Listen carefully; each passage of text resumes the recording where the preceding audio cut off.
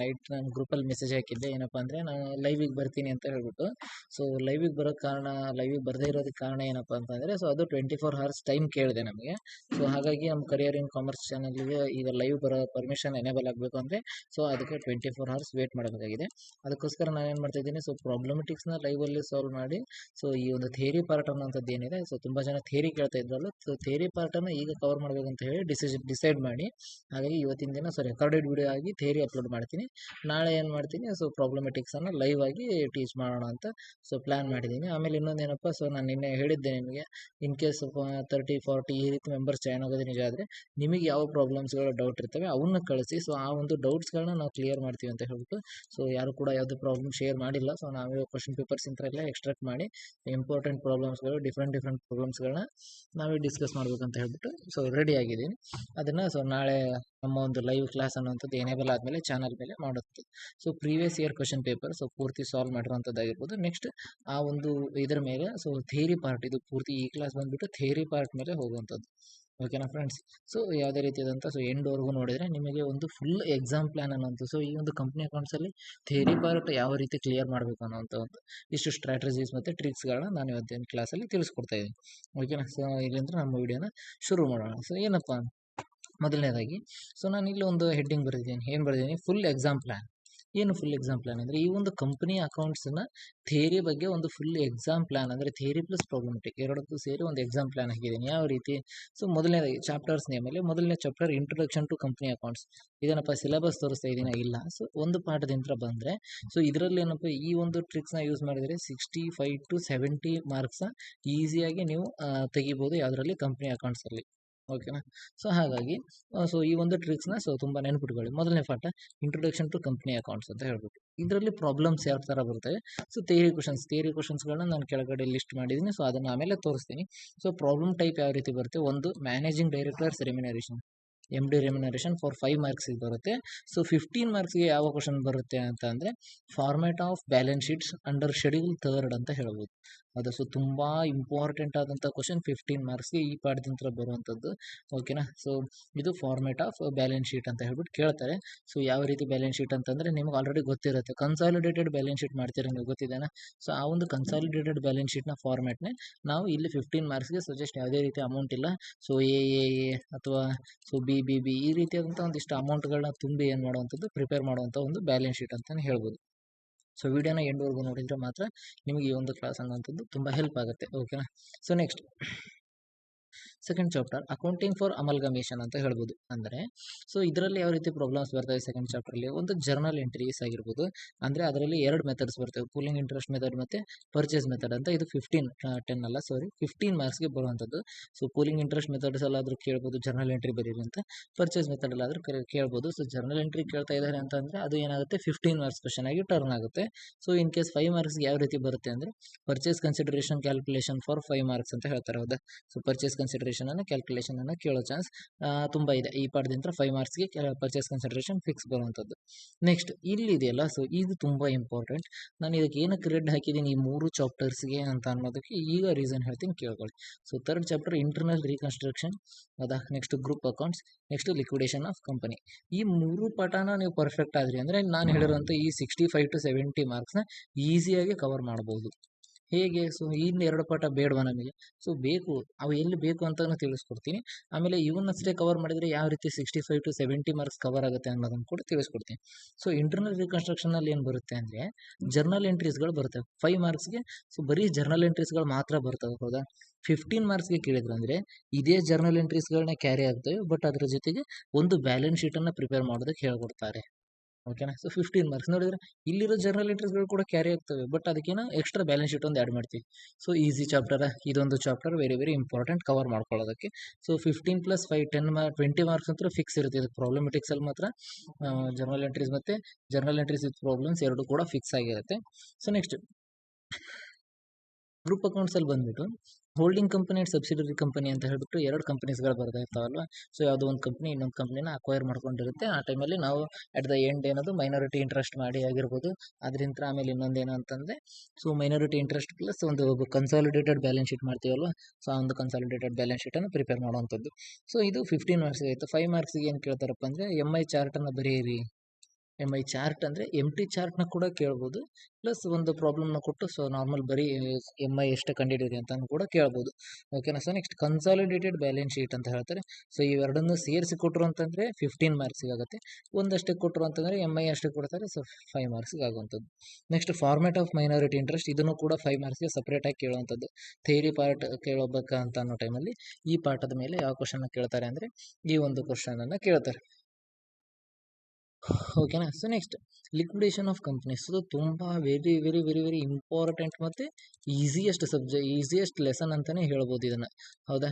ಏನಕ್ಕಪ್ಪ ಈಸಿಯೆಸ್ಟ್ ಮತ್ತು so very very important ಅಂದರೆ ಇದರಲ್ಲಿ ನೋಡಿ 5 ಮಾರ್ಕ್ಸ್ಗೆ format of liquidator final statement account. ಹೌದಾ. ಸೊ 5 ಮಾರ್ಕ್ಸ್ಗೆ ಬರೀ ಫಾರ್ಮೆಟ್ ಅಷ್ಟೇ ಬರೀರಿ ಅಂತಲೂ ಕೂಡ ಕೇಳ್ಬೋದು. Next only liquidator remuneration calculation ಮಾಡಿರಿ ಅಂತ 5 ಮಾರ್ಕ್ಸಿಗೆ ಕೇಳ್ಬೋದು. ಸೊ ನಾವು ಹಿಂದಿನ ಪ್ರೀವಿಯಸ್ ಇಯರ್ ಕ್ವಶನ್ ಪೇಪರ್ಸಲ್ಲಿ ನೋಡಿದ ಮೇಲೇ ನಾವು ಈ ರೀತಿ ಎಲ್ಲ ಹೇಳೋದು.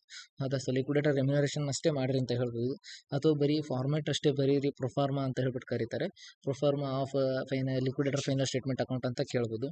ಸೊ ನೆಕ್ಸ್ಟ್ ಬಂದ್ಬಿಟ್ಟು ಲಿಕ್ವಿಡೇಟರ್ ಫೈನಲ್ ಸ್ಟೇಟ್ಮೆಂಟ್ ಅಕೌಂಟ್ 15 ಮಾರ್ಕ್ಸ್ಗೆ ಪ್ರಿಪೇರ್ ಮಾಡೋಕ್ಕೆ ಕೇಳ್ತಾರೆ.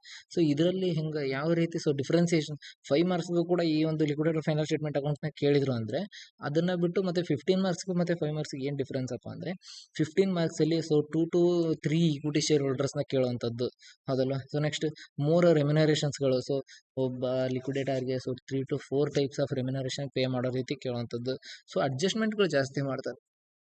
ಮಾರ್ಕ್ಸ್ ಜಾಸ್ತಿ ಆದಾಗೆ ಅಡ್ಜಸ್ಟ್ಮೆಂಟ್ಗಳು ಜಾಸ್ತಿ ಆಗ್ತವೆ, ಮಾರ್ಕ್ಸ್ ಕಡಿಮೆ ಆದಾಗೇ ಅಡ್ಜಸ್ಟ್ಮೆಂಟ್ಗಳು ಕಡಿಮೆ ಆಗುವಂಥದ್ದು. ಸೊ ಈ ರೀತಿ ಸೊ ನನ್ನ ಎಕ್ಸಾಮ್ ಪ್ಲ್ಯಾನ್ ಪ್ರಕಾರ, ಈ ಒಂದು ಫುಲ್ ಎಕ್ಸಾಮ್ ಪ್ಲ್ಯಾನ್ ಪ್ರಕಾರ ಈ 3 ಪಾಠದಲ್ಲಿ 5 ಮಾರ್ಕ್ಸ್ಗೆ ಮತ್ತು 15 ಮಾರ್ಕ್ಸ್ಗೆ ನಾನು ಹೇಳಿರುವಂತಹ ಎರಡೆರಡು ಥರದ ಪ್ರಾಬ್ಲಮ್ಗಳು. ಇಲ್ಲಿ for example journal entry plus balance sheet ಕಲ್ತ್ರೆ, ಇಲ್ಲಿ MI ಮತ್ತು ಬ್ಯಾಲೆನ್ಸ್ ಶೀಟ್ ಎರಡನ್ನೂ ಕಲ್ತ್ರೆ, ಇಲ್ಲಿ ಬಂದ್ಬಿಟ್ಟು ಲಿಕ್ವಿಡೇಟರ್ ಫೈನಲ್ ಸ್ಟೇಟ್ಮೆಂಟ್ ಅಕೌಂಟ್ ಅಷ್ಟನ್ನೇ ಕಲಿತರೂ ಕೂಡ ಸೊ ಈಸಿಯಾಗಿ 65 to 70 ಪ್ಲಸ್ ಕವರ್ ಆಗುತ್ತೆ. ಓಕೆನಾ ಫ್ರೆಂಡ್ಸ್. ಸೊ ಈ ಒಂದು ಎಕ್ಸಾಮ್ ಟ್ರಿಕ್ ಮೇಲೇ ನಾವು ಸೊ ಇವೆರಡು ಪಾಠದಲ್ಲಿ ಏನಕ್ಕೆ ನೋಡ್ಕೋಬೇಕು ಅಂದರೆ 5 ಮಾರ್ಕ್ಸ್ಗೆ ಮ್ಯಾನೇಜಿಂಗ್ ಡೈರೆಕ್ಟರ್ ರೆಮ್ಯುನರೇಷನ್ ತುಂಬ ಈಸಿ ಮತ್ತು ತುಂಬ ಸಿಂಪಲ್ ಆದಂಥ ಲೆಕ್ಕ ಬರುತ್ತೆ. ಸೊ ಡೈರೆಕ್ಟಾಗಿ ಕೊಟ್ಟಿರ್ತಾರೆ, ನೀವು ಜಸ್ಟ್ ಅದನ್ನೇನೋ ಐಡೆಂಟಿಫಿಕೇಷನ್ ಮಾಡಬೇಕು, ಯಾವುದು ನಮಗೆ ಎಕ್ಸ್ಪೆನ್ಸ್ ಆಗಿರುತ್ತೆ, ಯಾವುದು ನಮಗೆ ಇನ್ಕಮ್ ಆಗಿರುತ್ತೆ ಅಂತ ಹೇಳ್ಬಿಟ್ಟು ಐಡೆಂಟಿಫಿಕೇಷನ್ ಮಾಡಿ ಮಾಡುವಂಥದ್ದು. So format of balance sheet 15 ಮಾರ್ಕ್ಸಿಗೆ ಕೇಳಿದ್ರೆ ಅಂದರೆ ಕಣ್ಣು ಮುಚ್ಕೊಂಡು ಬರೀಬೋದು. ಏನಕ್ಕಪ್ಪ ಅಂದರೆ ಇಲ್ಲಿ ಬ್ಯಾಲೆನ್ಸ್ ಶೀಟ್ ಕೊಟ್ಟಿರ್ತಾರೆ ಅಂದರೆ ಅದೇ ಕನ್ಸಾಲಿಡೇಟೆಡ್ ಬ್ಯಾಲೆನ್ಸ್ ಶೀಟನ್ನು ಎಲ್ಲಿ ಕೊಟ್ಟಿರ್ತಾರೆ ನಮಗೆ ಅಂತಂದರೆ ಜರ್ನಲ್ ಎಂಟ್ರಿ ಮಾಡುವಾಗ, ಅಥವಾ ಸೊ ಈ ಒಂದು ಗ್ರೂಪ್ ಅಕೌಂಟ್ಸಲ್ಲಿ ನಾರ್ಮಲಾಗಿ ಬರಲ್ಲ, ಅಮಲ್ಗಮೇಷನಲ್ಲಿ ಬರುವಂಥ ಚಾನ್ಸಸ್ಗಳಿರುತ್ತೆ, ಇಂಟರ್ನಲ್ ರಿಕನ್ಸ್ಟ್ರಕ್ಷನಲ್ಲಿ ಕೂಡ ಬರುತ್ತೆ. ಓಕೆನಾ. ಸೊ ಸಬ್ಸಿಡರಿ ಮತ್ತು ಹೋಲ್ಡಿಂಗ್ ಕಂಪನಿ ಕೊಡುವಾಗ ಕೂಡ ಕೊಟ್ಟಿರ್ತಾರೆ ಆ ಒಂದು ಬ್ಯಾಲೆನ್ಸ್ ಶೀಟ್ನ. ನಾವು ಇಲ್ಲಿ ಬ್ಯಾಲೆನ್ಸ್ ಶೀಟ್ನ ಏನು ಮಾಡಬೇಕು, ಅಲ್ಲಿಗೆ ಕ್ಯಾರಿ ಮಾಡಿಕೊಂಡ್ರೂ ಕೂಡ ಈಸಿಯಾಗಿ ಬರುವಂಥದ್ದು. ಓಕೆನಾ ಫ್ರೆಂಡ್ಸ್. ಸೊ ಈ ರೀತಿಯಾದಂಥ ಒಂದಿಷ್ಟು ಎಕ್ಸಾಮ್ ಪ್ಲ್ಯಾನ್ಗಳಿದ್ದಾವೆ. ಸೊ ತುಂಬ ಈಸಿಯಾಗಿ ಕಂಪ್ನಿ ಅಕೌಂಟ್ಸಲ್ಲಿ 65 to 70 ಸ್ಕೋರ್ ಮಾಡುವಂಥ ಟ್ರಿಕ್ ಬಂದ್ಬಿಟ್ಟು ಈ ರೀತಿ ಇದೆ. ಮೇಯ್ನಾಗಿ ಕವರ್ ಮಾಡಬೇಕಾಗಿರುವಂಥ ಪಾಠಗಳು 3 ಮತ್ತು ಈಸಿಯಾಗಿರುವಂತಹ 3 ಪಾಠಗಳಿವು. ಸೊ ಇವತ್ತಿನ ದಿನ ನಾನು ಹೇಳಿರೋ ಹಾಗೆಯೇ ಬರೀ ಥಿಯರಿ ಮತ್ತು ಥಿಯರಿ ಮಾತ್ರ ಹೋಗ್ತಾ ಇರುತ್ತೆ. ಸೊ ನೆಕ್ಸ್ಟ್ ನಾಳೆ ನಾನು ಪ್ರಾಬ್ಲಮೆಟಿಕ್ಸ್ನ ಇನ್ನೊಂದು ಲೈವಲ್ಲೇ ಬಂದುಬಿಟ್ಟು ಸೊ ಏನದು ಟೀಚ್ ಮಾಡಬೇಕು ಆಗಿತ್ತು, ಸಾಲ್ವ್ ಮಾಡಬೇಕು ಅನ್ನೋವಂಥದ್ದು. ಸೊ ನೀವು ಅಲ್ಲೇ ನಾವು ಲೈವಲ್ಲಿ ಇದ್ದಾಗಲೂ ಕೂಡ ನೀವು ವಾಟ್ಸಪ್ಪಿಗೆ ಕ್ವಶನ್ಸ್ ಹಾಕಿದ್ರಿ ಅಂದರೆ ಆ ಕ್ವಶನ್ ಡೈರೆಕ್ಟಾಗಿ ತೊಗೊಂಡು ಗ್ರೂಪಲ್ಲಿ ಸೊ ನಿಮ್ಮ ಜೊತೆ ಡಿಸ್ಕಸ್ ಮಾಡ್ಕೊತಾನೆ ಅದನ್ನು ಸಾಲ್ವ್ ಮಾಡಬೇಕು ಅಂತ ಹೇಳ್ಬಿಟ್ಟು ನೋಡಿ. ಓಕೆನಾ. So theory most important and repeated questions ಅಂತಲೇ ಹೇಳ್ಬೋದು. ಅದು ಸೊ ಅದಕ್ಕಿಂತ ಮುಂಚೆ ಒಂದು ಕ್ವಶನ್ ಪೇಪರ್ನ ನೋಡ್ಕೊಂಡು ಬಂದರೆ ಚೆನ್ನಾಗಿರುತ್ತೆ ಅಂತ ನನಗೆ ಅನ್ನಿಸ್ತು. ಸೊ ಕ್ವಶನ್ ಪೇಪರ್ ಇಲ್ಲಿದೆ. ಓಕೆ. ಕಂಪ್ನಿ ಅಕೌಂಟ್ಸ್ ಇದು ಯಾವ ಇಯರ್ದು, ಸೊ ಇದು ಬಂದುಬಿಟ್ಟು 2023 23 ಬೇಡ. ಓಕೆ. ಇದು ಬಂದುಬಿಟ್ಟು 2025. ಓಕೆ. ಸೊ ಇದು ತುಂಬ ಚೆನ್ನಾಗಿರುವಂಥ ಕ್ವಶನ್ಸ್. ಓಕೆನಾ. ಸೊ 2025 ಕ್ವಶನ್ ಪೇಪರು ಸಿಕ್ಕಿದೆ ನಮಗೆ. ನೋಡೋಣ. ಮೊದಲನೇದಾಗಿ ನಾನು ಹೇಳಿರೋ ಹಾಗೆ ಸೊ ಇದು 2025 ಒಟ್ಟೇನೋ ಸೊ NEP ರಿವೈಸ್ಡ್ NEP ಅಲ್ಲ, ಸೊ NEPದು 60 ಮಾರ್ಕ್ಸ್ ಆಗಿದೆ. ಸೊ ವೆಯ್ಟ್ ಮಾಡಿ, 80 ಮಾರ್ಕ್ಸ್ ಕ್ವಶನ್ ಪೇಪರ್ ನಮ್ಮ ಕಡೆ ಅವೈಲೇಬಲ್ ಇತ್ತಾ, ಸೊ ಈ ಟೈಮಲ್ಲಿ ಅವೈಲೇಬಲ್ ಆಗಲಿಲ್ಲ ಅದು. ಸೊ ಅದೊಂದು ಇದನ್ನೇ ಬೆನಿಫಿಟ್ ಆಗಲಿಲ್ಲ ನಮಗೆ. ಸೊ 60 ಮಾರ್ಕ್ಸ್ ಕ್ವಶನ್ ಪೇಪರ್ ಇದೆ, ಈ ರೀತಿ ಎಲ್ಲ ಇರುತ್ತೆ ಅಂತ ಹೇಳ್ಬಿಟ್ಟು ನಾನು 80 ಮಾರ್ಕ್ಸ್ ಕ್ವಶನ್ ಪೇಪರ್ ಆಗಿದ್ದರೆ ಸೊ ಚೆನ್ನಾಗಿ ತೋರಿಸ್ತಾ ಇದ್ದೆ, ಆದರೂ ಕೂಡ ತೋರಿಸೋಣ. ಓಕೆನಾ. ಸೊ ಯಾವ ರೀತಿ, ಸೊ ನೋಡಿ ಲಿಕ್ವಿಡೇಷನ್ ಮೇಲೆ 15 ಮಾರ್ಕ್ಸ್ ಬರುತ್ತೆ ಅಂತಂದರೆ ಇಲ್ಲಿ ಕೊಟ್ಟಿದ್ದಾನೆ ನೋಡಿ. ಸೊ ವೆಯ್ಟ್ ಮಾಡಿ, ಇದು ಲಿಕ್ವಿಡೇಷನ್ ಸೌಮ್ಯ ಲಿಮಿಟೆಡ್ ನೋಟ್ ಇದಾಯಿತು, ಇಶ್ಯೂ ಆಯಿತು. The following scheme of reconstruction, ಅದು ಇಂಟರ್ನಲ್ ರೀಕನ್ಸ್ಟ್ರಕ್ಷನ್ ಆಗಿದೆ. Pass the journal entries and prepare balance sheet after the reconstruction. ಹೌದಾ. ಈ ರೀತಿ ಅಂತ ಒಂದು ಕ್ವಶನ್ ಬರುತ್ತೆ. ನೆಕ್ಸ್ಟ್ ಬಂದ್ಬಿಟ್ಟು prepare the statement showing profit prior to incorporation, ಇದು ನಮ್ಮ ಸಿಲೆಬಸ್ ಅಂತ ತೆಗೆದಾಕಿದ್ದಾರೆ. So next distinguish between public and private company ಕೂಡ ತೆಗೆದು ಹಾಕಿದ್ದಾರೆ. ಸೊ ಇದು ಕೂಡ ನಮ್ಮ ಪ್ರೆಸೆಂಟ್ ಸಿಲೆಬಸ್ಸಲ್ಲಿ ಇಲ್ಲ ಇದು. So next pass the journal entries ಅಂತ ಇದೆ, ಇದು ಆನ್ ಅಪ್ಲಿಕೇಶನ್, ಇದನ್ನು ನಮ್ಮ ಇದ್ರ ಹತ್ರ ತೆಗೆದು ಹಾಕಿದ್ದಾರೆ. ಸೊ ಇದು old question 60 marks question paper NEP-ದಾಗಿರೋ ಕಾರಣಕ್ಕೆ ಇದನ್ನು ತುಂಬ ತೆಗೆದು ಹಾಕಿರೋಂಥ ರೀಸನ್ಸ್ಗಳಿದ್ದಾವೆ. ಸೊ ನಾನು ಕ್ವಶನ್ ಪೇಪರ್ ತೋರಿಸ್ಬೇಕು ಅಂದ್ಕೊಂಡು, ಬಟ್ ಇದು ಯೂಸ್ ಆಗಲಿಲ್ಲ ಕ್ವಶನ್ ಪೇಪರ್, ಬೇಡ ನಮ್ಮ ಒಂದು ಇದಕ್ಕೆ ಬರೋಣ ನಾವು. ಅದು ಸೊ 2 ಮಾರ್ಕ್ಸಲ್ಲಿ most important questions and most repeated. ಏನಕ್ಕಪ್ಪ ಅಂದರೆ ನಾನು 2 ಮಾರ್ಕ್ಸ್ನ ಏನಕ್ಕೆ ಸ್ವಲ್ಪ ಜಾಸ್ತಿ ಇಂಪಾರ್ಟೆನ್ಸ್ ಕೊಡಿ ಅಂತ ಹೇಳ್ತೀನಿ ಅಂದರೆ, 5 ಮಾರ್ಕ್ಸಲ್ಲಿ ನೀವು ಒಂದು ಚಾಪ್ಟರ್ ಯಂತ್ರ ಸೊ ಒಂದು ಪ್ರಾಬ್ಲಮ್ ಆಗಿರ್ಬೋದು, ಒಂದು ಇದನ್ನು ಕಲ್ತ್ರೆ ಅದು ಬಂದಿಲ್ಲ ಅಂತಂದರೆ ಇನ್ನೂ ಒಂದು ಚಾಪ್ಟರಲ್ಲಿ ನಿಮಗೆ ಇನ್ನೊಂದು ಏನೋ ಗೊತ್ತಿರುತ್ತೆ ಬರಿಬೋದು. ಬಟ್ 2 ಮಾರ್ಕ್ಸಲ್ಲಿ ಆ ರೀತಿ ಆಗಲ್ಲ, ಹೌದಾ? ಹಾಗಾಗಿ ಸೊ ನೆಕ್ಸ್ಟ್ ಮೊದಲನೇದು ಬಂದ್ಬಿಟ್ಟು what do you mean by final accounts, ಹೌದಾ? ಸೊ ಫೈನಲ್ ಅಕೌಂಟ್ಸ್ ಅಂದರೆ ಏನು? ಫೈನಲ್ ಅಕೌಂಟ್ಸ್ ಇಲ್ಲಿದೆ ನೋಡಿ answer. Final accounts are the financial statements prepared at the end of an accounting period to determine the profit or loss and the financial position of a business. They include trading account, profit and loss account and balance sheet ಅಂತಲೇ ಹೇಳ್ಬೋದು, ಓಕೆನಾ? So ಏನಪ್ಪ final account ಅಂತಂದರೆ ಈ ರೀತಿಯಾದಂಥ ಒಂದು ಆನ್ಸರ್ಗಳು. ಈ ಒಂದು PDF-ನ ನಾನು ಕೆಳಗಡೆ ಕೊಟ್ಟಿರ್ತೀನಿ. ನಿಮಗೆ ಸುಮ್ಮನೆ ಜಾಸ್ತಿ ಎಕ್ಸ್ಪ್ಲನೇಷನ್ ಕೊಡ್ತಾ ಟೈಮ್ ವೇಸ್ಟ್ ಮಾಡೋದಕ್ಕಿಂತ ಕ್ವಶನ್ ಪ್ಲಸ್ ಆನ್ಸರ್ಸ್ ನೀವು ತೋರಿಸ್ತಾ ಹೋಗ್ತಾ ಇರ್ತೀನಿ, ನೀವು ನೋಡ್ತಾ ಹೋಗ್ತಾ ಇರಿ, ಓಕೆನಾ? So next what are divisible profits? ಈ ಫೈನಲ್ ಅಕೌಂಟ್ ಅನ್ನೋಂಥದ್ದು ಇದು ಒಂದು ವೆರಿ ಇಂಪಾರ್ಟೆಂಟ್ ಕ್ವಶನ್ ಅಂತಲೇ ಹೇಳ್ಬೋದು. ಸೊ ಇನ್ನೊಂದು ಏನಪ್ಪ ಅಂತಂದರೆ ನೆಕ್ಸ್ಟ್ ಬಂದ್ಬಿಟ್ಟು ವಾಟ್ ಆರ್ ಡಿವಿಸಿಬಲ್ ಪ್ರಾಫಿಟ್ಸ್ ಅಂತ ಕೂಡ ಬರುವಂಥದ್ದು. ಡಿವಿಸಿಬಲ್ ಪ್ರಾಫಿಟ್ಸ್ ಅಂತ ಅಂದರೆ divisible profits are the profits legally available for distribution as dividends after providing for depreciation losses and statutory requirements. So ನಮಗೊಂದಿಷ್ಟು ಅಮೌಂಟ್ ಪ್ರಾಫಿಟ್ ಆಗಿ ಬಂದಿದೆ ಅಂತ ಅಂದರೆ ಪ್ರಾಫಿಟ್ ಅದು ಲೀಗಲಿಯಾಗಿ ಅವೈಲೇಬಲ್ ಯಾವುದಕ್ಕೆ ಅಂತಂದರೆ ಸೊ ಈ ಡಿವಿಡೆಂಡ್ಸನ್ನು ಕೊಡೋದಕ್ಕೋಸ್ಕರ ನಮ್ಮ ಕಡೆ ಇರುವಂತಹ ಒಂದು ಪ್ರಾಫಿಟನ್ನು ನಾವು ಡಿವೈಡ್ ಮಾಡಿ ಸೊ ಡಿವಿಡೆಂಡ್ಸನ್ನು ಪೇ ಮಾಡೋದಕ್ಕೆ ನಮ್ಮ ಹತ್ರ ಇರುವಂತಹ ಒಂದು ಪ್ರಾಫಿಟನ್ನು ಡಿವಿಸಿಬಲ್ ಪ್ರಾಫಿಟ್ಸ್ ಅಂತ ಹೇಳ್ಬಿಟ್ಟು ನಾವು ಕರಿತೀವಿ. So next what is managerial remuneration ಅಂತ ಹೇಳ್ತಾರೆ, ಹೌದಾ? ಸೊ ಮ್ಯಾನೇಜರಿಯಲ್ ರಿಮ್ಯುನರೇಷನ್ ವೇಟ್ ಮಾಡಿ. So is my cursor point. Okay, so what is managerial remuneration ಅಂತ ಹೇಳ್ತಾರೆ. Managerial remuneration, so managing directors remuneration is nothing but managerial remuneration, ಎರಡು ಕೂಡ ಒಂದೇ ಹೇಳುವಂಥದ್ದು. So managerial remuneration is the compensation paid by a company to its directors and managerial personnel for their services. ಹೌದಾ? So ತುಂಬ easy questions, ತುಂಬ easy answers. ಇದೊಂದು ತುಂಬ important ಆದಂಥ ಕ್ವಶನ್ ಬಂದ್ಬಿಟ್ಟು what is ಅಮಲ್ಗಮೇಷನ್ in nature of merger, ಹೌದಾ? So ಮರ್ಜರ್ನ ಒಂದು ಇದರಲ್ಲಿ ಐಡಿಯಾದಲ್ಲಿ ಅಮಲ್ಗಮೇಷನ್ ಅಂತಂದರೆ ಏನಪ್ಪ ಅಂದರೆ so ಅಮಲ್ಗಮೇಷನ್ it is an ಅಮಲ್ಗಮೇಷನ್ in which all assets and liabilities of the transferor company become those of the transferee company and the business is continued by the transferee company ಅಂತಾನೆ ಹೇಳ್ಬೋದು. ಅದಕ್ಕೆ next 5th question state any 2 differences between merger and purchase, ಹೌದಾ? So merger ಮತ್ತು ಪರ್ಚೇಸ್ಗೂ ವ್ಯತ್ಯಾಸ ಇರುತ್ತೆ. ಏನು ವ್ಯತ್ಯಾಸ ಇದೆ?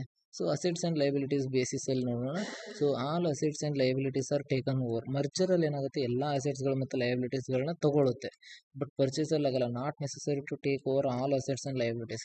ಎಲ್ಲ ಅಸೆಟ್ಸ್ ಮತ್ತು ಲಯಬಿಲಿಟೀಸ್ಗಳನ್ನ ತೊಗೊಳ್ಳುವಂಥದ್ದು ನೆಸಸರಿ ಇರೋದಿಲ್ಲ. ನೆಕ್ಸ್ಟ್ ಶೇರ್ ಹೋಲ್ಡರ್ಸ್ ಯಾವ ರೀತಿ ಆಗ್ತಾರೆ? Shareholders become shareholders of the transferee company. Shareholders need not to become shareholders of company. ಅಂದರೆ ಪರ್ಚೇಸ್ ಮಾಡಿದಾಗ ನಾವೆಲ್ಲ ಅಸೆಟ್ಸ್ಗಳನ್ನ ಅದನ್ನು ತೊಗೊಳ್ಳುವಂಥ ಅವಶ್ಯಕತೆ ಇಲ್ಲ, ಹೌದಾ? ಅದೇ ರೀತಿ ಶೇರ್ ಹೋಲ್ಡರ್ಸ್ಗಳನ್ನ ನಮಗೆ ಮಾಡ್ಕೊರ್ಲೇಬೇಕು ಅಂತಲೂ ಇಲ್ಲ, ಅವ್ರಿಗೆ ಇಷ್ಟ ಇದ್ರೆ ಬರ್ಬೋದು, ನಾವು ಕರೆದ್ರೆ ಬರ್ಬೋದು, ಇಲ್ಲ ಅಂದರೆ ಸೊ ಯಾವುದೇ ರೀತಿಯಾದಂಥ ಇದು ಇಲ್ಲ ಅದಕ್ಕೆ ಅಂತ ಹೇಳ್ತಾರೆ. ಹೌದಾ? ಸೊ ನೆಕ್ಸ್ಟ್ ಏನಪ್ಪ, so next what is internal reconstruction? ತುಂಬ ರಿಪೀಟೆಡ್ ಆಗಿರೋಂಥ ಕ್ವಶನ್, ಮೋಸ್ಟ್ ಇಂಪಾರ್ಟೆಂಟ್ ಕ್ವಶನ್ ಅಂದ್ಬಿಟ್ಟು. ಸೊ ಏನಪ್ಪ internal reconstruction is the reorganisation of companies capital structure without liquidating the company. ಅಂದರೆ ಕಂಪನಿಯನ್ನು ಕ್ಲೋಸ್ ಮಾಡದೇನೆ ಕಂಪನಿಯ ಒಂದು ಕ್ಯಾಪಿಟಲ್ ಸ್ಟ್ರಕ್ಚರನ್ನು ಆರ್ಗನೈಸ್ ಮಾಡುವಂಥದ್ದು, ಓಕೆನಾ? So next what is reduction of share capital ಅಂತ ಹೇಳ್ತಾರೆ. So reduction of share capital ಅಂತಂದರೆ so reduction of share capital means reducing the paid up share capital of a company. So ಅಂದರೆ ಕಂಪನಿಯ ಒಂದು paid up share ಕ್ಯಾಪಿಟಲ್ನ ಕಡಿಮೆ ಮಾಡುವಂಥದ್ದು company to write off all losses or reorganise its capital structure. ಇದು ಕೂಡ internal reconstruction ಅಲ್ಲೇ ಬರುವಂಥದ್ದು. So what do you mean by subsidiary company ಅಂತ ಹೇಳ್ತಾರೆ, ಹೌದಾ? ಸೊ ಸಬ್ಸಿಡರಿ ಕಂಪನಿ ಅಂದರೆ ಈ ಸಬ್ಸಿಡರಿ ಕಂಪನಿ ಮತ್ತು ಹೋಲ್ಡಿಂಗ್ ಕಂಪನಿ ಗೊತ್ತಲ್ಲ, ಸೊ ಗ್ರೂಪ್ ಅಕೌಂಟ್ಸಲ್ಲಿ ಬರುವಂಥ ಕ್ವಶನ್ಸ್ಗಳು. ಸೊ ನೆಕ್ಸ್ಟ್ ಸಬ್ಸಿಡರಿ ಕಂಪನಿ ಅಂತಂದರೆ what you mean by subsidiary company? Subsidiary company is a company controlled by another company called the holding company. ಅಂದರೆ holding company ಅನ್ನುವಂತಹ ಇನ್ನೂ ಒಂದು ಕಂಪನಿಯ ಅಂಡರಲ್ಲಿ ಇರುವಂತಹ ಒಂದು ಕಂಪನಿಗೆ ನಾವೇನಂತ ಕರಿತೀವಿ ಅಂದರೆ ಇನ್ನೂ ಒಂದು ಕಂಪನಿಯ ಕಂಟ್ರೋಲಲ್ಲಿ ಇರುವಂತಹ ಒಂದು ಕಂಪನಿಗೆ ನಾವು ಹೋಲ್ಡಿಂಗ್ ಕಂಪನಿ ಅಂತ ಹೇಳಿ ಕರಿತೀವಿ. ಓಕೆನಾ ಫ್ರೆಂಡ್ಸ್. ಸೊ ನೆಕ್ಸ್ಟ್ ನೋಡೋಣ, ವಾಟ್ ಈಸ್ ಮೈನಾರಿಟಿ ಇಂಟ್ರೆಸ್ಟ್. ತುಂಬಾ ಇಂಪಾರ್ಟೆಂಟ್ ಆದಂಥ question. What is minority interest? So minority interest is the portion of net assets and profits of a subsidiary company belonging to shareholders others than holding company ಅಂತ ಹೇಳ್ತಾರೆ. ಅಂದರೆ so minority interest is the portion of net assets and profits of a subsidiary company. ಅಂದರೆ for example A company ಏನು ಮಾಡಿದೆ ಅಂತಂದರೆ B ಕಂಪನಿಯನ್ನು acquire ಮಾಡ್ಕೊಂಡಿದೆ ಅಂತಂದರೆ, ಸೊ ನಾವು ಈಗ ಎ ಕಂಪ್ನಿ ಒಂದು ಇದರ 3:2 ತೊಗೊಂಡಿದೆ ಅಂದ್ಕೊಳ್ಳಿ, ಹೌದಾ. ಈ 2% ನಾವು ಅವರಿಗೆ ಇದು ಏನದು ಶೇರ್ ಕ್ಯಾಪಿಟಲಲ್ಲಿ ಎಷ್ಟು ಬಿಟ್ಟಿರ್ತೀವಿ, ಸೊ ರಿಸರ್ವ್ಸಲ್ಲಿ ಎಷ್ಟು ಬಿಟ್ಟಿರ್ತೀವಿ, ಪ್ರಾಫಿಟ್ ಆ್ಯಂಡ್ ಲಾಸಲ್ಲಿ ಈ 2%ಅಲ್ಲಿ ನಾವು ಎಷ್ಟು ಕೊಟ್ಟಿರ್ತೀವಲ್ಲ ಅಷ್ಟರ ಒಂದು ಸಮ್ಮನ್ನು ನಾವೇನಂತ ಕರಿತೀವಿ, ಸೊ ಮೈನಾರಿಟಿ ಇಂಟ್ರೆಸ್ಟ್ ಅಂತ ಹೇಳಿ ಕರಿತೀವಿ. ಅಂದರೆ ಸಬ್ಸಿಡರಿ ಕಂಪನಿಗೆ ನಾವು ಎಷ್ಟು ಪೋರ್ಷನನ್ನು ಕೊಡ್ತೀವಲ್ವ ಅದಕ್ಕೆ ಹೇಳ್ತಾರೆ. ಸೊ ನೆಕ್ಸ್ಟ್ ನೋಡೋಣ, what is wholly owned subsidiary company and ಮತ್ತು ಇನ್ನೊಂದೇನಪ್ಪ, ಹೋಲಿ ಓನ್ಡ್ ಸಬ್ಸಿಡರಿ ಕಂಪನಿ ಮತ್ತು ಪಾರ್ಟ್ಲಿ ಓನ್ಡ್ ಸಬ್ಸಿಡರಿ ಕಂಪನಿ ಅಂತ ಹೇಳ್ಬೋದು, ಹೌದಲ್ಲ. So wholly owned subsidiary company ಅಂದರೆ is one which the holding company owns 100% of equity shares ಅಂತ ಹೇಳ್ತಾರೆ, ಹೌದಾ. 100% ಆಫ್ ಈಕ್ವಿಟಿ ಶೇರ್ಸ್ನ ತೊಗೊಂಡ್ರೆ ಹೋಲಿ ಓನ್ಡ್ ಆಗುತ್ತೆ. ಬಟ್ ಆ partly owned subsidiary company is one which the holding company owns more than 50%. 50%ಗಿಂತ ಜಾಸ್ತಿ ತೊಗೊಳುತ್ತೆ, but less than 100% of the equity shares. Equity ಶೇರ್ಸ್ನ 50%ಗಿಂತ ಲೆಸ್ ದೆನ್ 100% ತೊಗೊಂಡ್ರೆ ಏನಂತಾರೆ, ಪಾರ್ಟ್ಲಿ ಓನ್ಡ್ ಸಬ್ಸಿಡರಿ ಕಂಪನಿ ಅಂತ ಹೇಳ್ಬಿಟ್ಟು ಕರೀತೀವಿ. So next, what is voluntary liquidation of company ಅಂತ ಹೇಳ್ತಾರೆ. ಅಂದರೆ ವಾಲಂಟರಿ ಲಿಕ್ವಿಡೇಷನ್ ಆಫ್ ಕಂಪನಿ ಅಂದರೆ ಏನು? So is the winding up of company by its own members or creditors without the intervention of the court or tribunal.